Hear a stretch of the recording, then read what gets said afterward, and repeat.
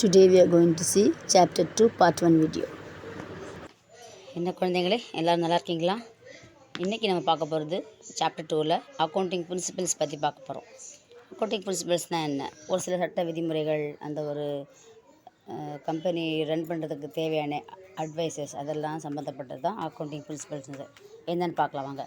Accounting principles are the basic norms and assumptions developed and established as the basis for accounting system.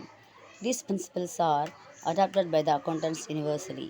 These accounting principles provide uniformity and consistency in the accounting methods and process. Such accounting principles are known as generally accepted accounting principles. GAAP அப்படின்னு சொல்கிறது. Accounting principal தான் ஒரு கம்பெனியுடைய பேசிக்கான சட்ட விதிமுறைகளுக்கு எல்லாமே வரையறுக்கிறது. சரிங்களா? இதை அது மெல்ல மெல்ல டெவலப் ஆகி ஒரு அக்கௌண்டிங் சிஸ்டத்துக்கு இதுதான் பேஸ் அப்படிங்கிற மாதிரி ஒரு ஃபார்மாக உருவாக்கப்பட்டது. நெக்ஸ்ட்டு இந்த பிரின்சிபல்ஸ் தான் எல்லா வகையான அந்த அக்கௌண்டன்ஸ் சொல்லுவாங்க இல்லையா, அந்த அக்கௌண்டன்ஸ் தான் கணக்காளர்கள், அவங்க அது மாதிரி பொதுவாக அந்த உலகத்தில் இந்த மாதிரி பிரின்சிபல்ஸ் தான் பேசிக்காக அவங்க எல்லாமே இது என்ன மெத்தட் எல்லாமோ இதெல்லாம் எல்லாத்தையுமே அவங்க அடாப்ட் பண்ணிக்கிட்டாங்க.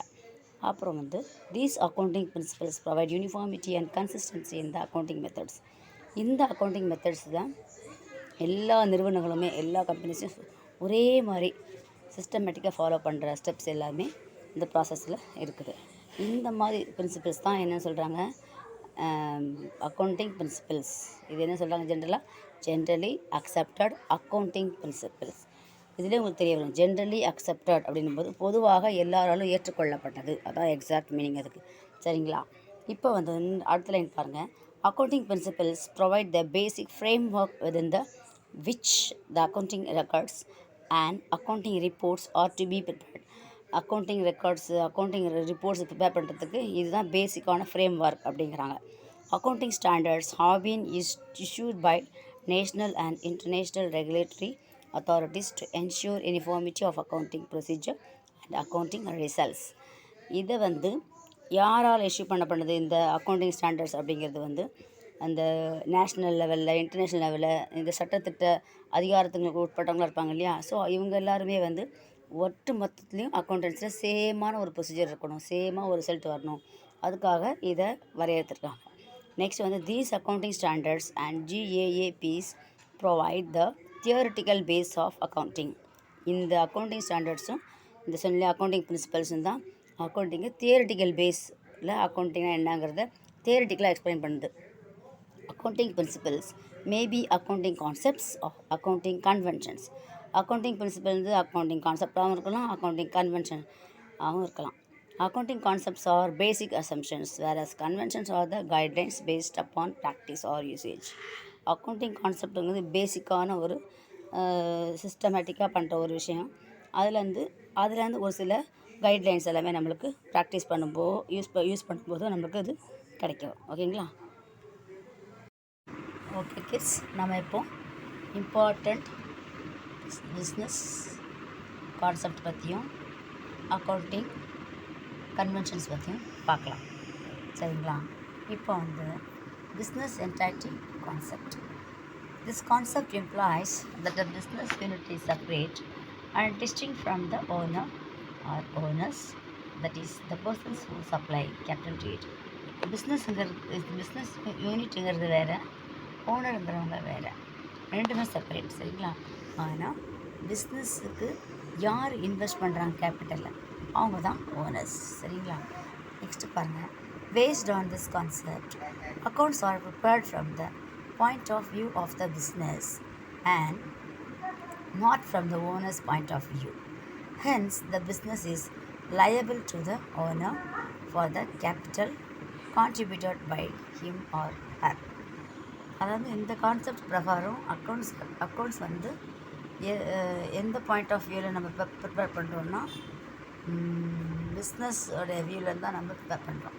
Not from the point of view from the ஓனருடைய இதுலேருந்து நம்ம பார்க்கறதில்ல, பிஸ்னஸோட இதை பொறுத்து தான் நம்ம அக்கௌண்ட் ப்ரிப்பேர் பண்ணுறதெல்லாம் பார்க்குறோம்.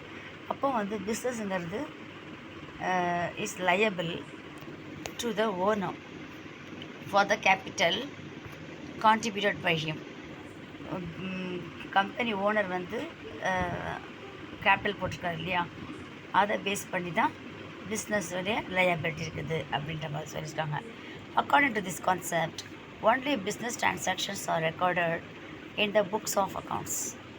இந்த கான்செப்ட் பிரகாரம் only transactions recorded in the books of account. எப்படின்னா இந்த டிரான்சாக்ஷனுங்கிறது நான் என்ன சொன்னேன், நடவடிக்கை. ஒரு பிஸ்னஸ் என்டைட்டியோட அந்த ஒரு அமைப்போட எல்லா ஆக்ஷன்ஸையும் நம்ம ரெக்கார்ட் பண்ணுறது, ஆக்டிவிட்டீஸையும் ரெக்கார்ட் பண்ணுறோம் இந்த கான்செப்டில். Personal transactions of the owners are not recorded. Personal transactions of the owners தான் என்னது, சப்போஸ் ஒரு அமௌண்ட்டு போடுறாரு, 1 lakh பிஸ்னஸ் போடுறாங்க, அந்த 1 lakhலேருந்து எவ்வளோ ஸ்டாக் உள்ளே இருக்குது, எவ்வளோ வெளியில் விற்றுருக்காங்க, எவ்வளோ உள்ளே வந்து எவ்வளோ போச்சு, எல்லாம் கணக்கு எடுப்பாங்க. ஆனால் சம்டைம்ஸ் ஓனர் வந்து அவருடைய சொந்த செலவுக்குன்னு சம்டைம்ஸ் பணம் எடுப்பார். அதைத்தான் என்ன சொல்கிறாங்க, transactions of the owners are not recorded. அதை இதில் ரெக்கார்ட் பண்ணுறதில்ல. But their transactions with the business such as capital contributed to the business or cash withdrawn from the business for the personal use will be recorded in the books of accounts. Personal transactions of the owners are not recorded. அவர் குடும்ப செலவுக்கு தேவையானதெல்லாம் எடுத்துகிட்டு போவார், அதை வந்து பிஸ்னஸ்க்குள்ளே கொண்டு வர மாட்டாங்க. ஆனால் பிஸ்னஸுக்கு சம்மந்தமாக கேபிட்டல்லேருந்து கொஞ்சம் நம்ம பர்சனலுக்கு நம்ம எடுத்துப்போம் ஒரு அவசர தேவைக்குன்னா, அந்த மாதிரியான செலவுகளை என்ன பண்ணுவாங்க, ரெக்கார்ட் பண்ணுவாங்க. It implies that the business itself owns assets and owes liabilities. என்ன அர்த்தம், இது இதில் என்ன தெரிய வருதுன்னா, பிஸ்னஸ்ஸேங்கிறதுங்கிறது அதுக்கும் வந்து சொத்துங்கிறதும் அதுக்கு சொத்து மேலேயும் அதோடைய பொறுப்புகள் லயபிலிட்டிஸ் மேலேயும் அதுக்கு நிறைய உரிமை இருக்குது அப்படிங்கிற மாதிரி மீனிங் சொல்லியிருக்கு. நெக்ஸ்ட் கான்செப்ட் என்னென்னு பார்த்திங்கன்னா, money measurement concept. This concept implies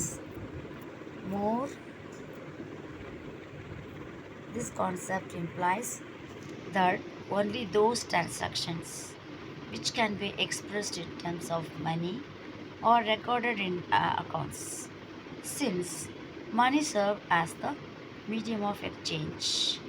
Transactions expressed in money are recorded and the ruling currency of country is the measuring unit for accounting.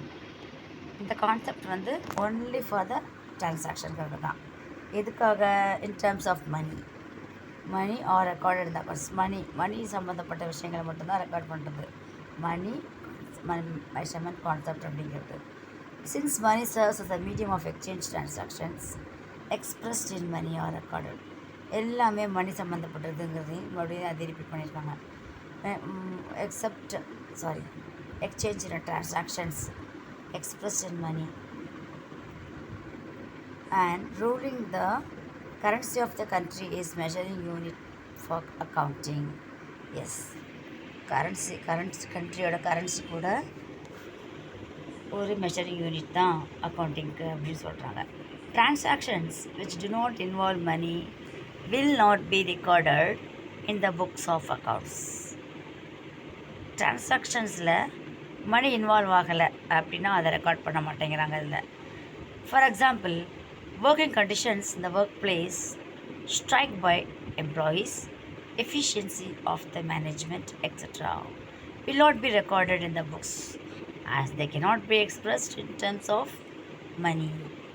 ஆமாம், நல்லா பார்த்துக்கோங்க. அதில் ஒர்க்கிங் கண்டிஷன்ஸ் இந்த ஒர்க் பிளேஸில் அவங்களோட ஒர்க்கிங் கண்டிஷன் எப்படி இருக்குது. சம்டைம்ஸ் எம்ப்ளாயீஸ் ஸ்ட்ரைக் பண்ணுவாங்க, சரியா. அப்புறம் வந்து மேனேஜ்மெண்ட்டில் அந்தளவுக்கு ஒரு நல்ல ஒரு எஃபிஷியன்சி இல்லை. இந்த மாதிரி விஷயங்கள்லாம் வந்து ரெக்கார்ட் பண்ண மாட்டாங்க புக்ஸ் ஆஃப் அக்கௌண்ட்ஸில். அது இல்லாமல் அதை வந்து we cannot express in the terms of money, yeah, so they are not entering these types of activities in the records.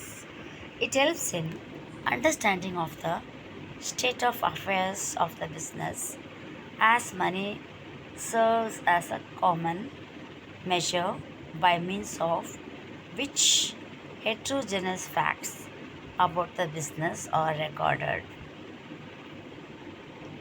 என்னென்னா அந்த ஸ்டேட்டோடைய மணி வந்து it helps understanding state of affairs of the பிஸ்னஸோடைய அறிக்கையை பற்றியும் பிஸ்னஸோடைய நிதி அறிக்கையை பற்றியும் மணி மெஷர்மெண்ட் கான்செப்ட் கண்டுபிடிக்க உதவுது. இதுதான் பேசிக்காகவே இந்த மாதிரி ஆக்டிவிட்டீஸ் மட்டும்தான் ரெக்கார்ட் பண்ணுறாங்க. For example, if a business has 5 computers, 2 tables and 3 chairs, the assets cannot be added to give useful information unless they are expressed in monetary terms. 1 lakh for computers, 10,000 for tables and 1,500 for chairs. ஓகேவா? எப்படி mention பண்ணுவாங்க? பிஸ்னஸில் வந்து 5 computer இருக்குது, 2 table இருக்குது, 3 சேர் இருக்குன்னா என்ன அப்படி அதை வந்து அதோட வேல்யூ தான் போடுவாங்களே தவிர this asset cannot be added to give useful information. சரியா? Unless they are expressed in monetary terms. சிம்பிளாக அசட்ஸ் இருக்குது அப்படின்னு சும்மா சொல்லிட்டு வந்தோம்னா அது வேலைக்கு ஆகுமா? அதை வந்து மானிட்டரி டேர்ம்ஸில் மென்ஷன் பண்ணணும். இதோட அமௌண்ட் என்ன, இதோட அமௌண்ட் என்ன அப்படின்னு நம்ம மென்ஷன் பண்ணும்போது தான் நம்மளுக்கு ஒரு மணி வேல்யூவில் நம்மளுக்கு இவ்வளோ தூரம் சொத்து இருக்குது அப்படிங்கிறது நம்மளால் கண்டுபிடிக்க முடியும்.